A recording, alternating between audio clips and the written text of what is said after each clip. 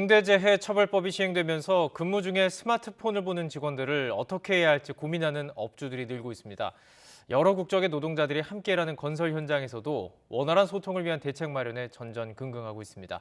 보도에 김상우 기자입니다. 육체적으로 힘들고 위험한 일을 하는 이른바 3D 업종 중의 하나인 자동차 부품 등을 도금하는 기업입니다.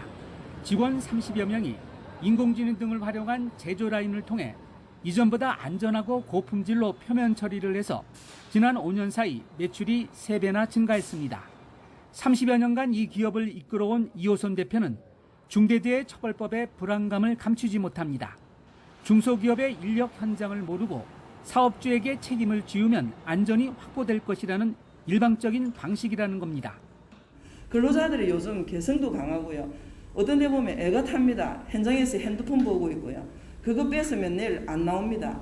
그래도 그걸 뭐라 할 수 있는 형편이 여건이 안 되는 중소기업이 너무 많습니다. 요즘 그게 뭐냐면 인력난에 허덕이다 보니까. 중대재해법 시행에 따라 경영자가 쉽게 징역 처벌을 받을 수 있다는 우려가 커지면서 기업들이 실효성 있는 대책 마련에 고민하고 있습니다. 예를 들어 공장이나 공사 현장 등의 직원의 스마트폰 사용을 비롯해서 근무 방식은 물론 기존의 인력 조달 방식에 변화가 불가피하다 보기 때문입니다.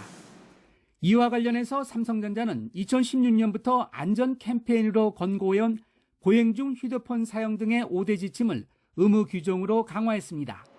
고민이 가장 깊은 곳은 사고 우려가 상대적으로 높은 공사 현장 등 3D 업종입니다. 일을 안 할 수도 없고 적절한 인력도 구하기 쉽지 않기 때문입니다. 건설 현장에 우리나라에 근로자가 없습니다. 한국 근로자가 없습니다. 아파트 현장 가면은 체조할 때 보면은 3개국어, 4개국어가 나옵니다. 그런데 현장에 도매를 주고 제대로 일할 사람이 과연 얼마나 있겠습니까?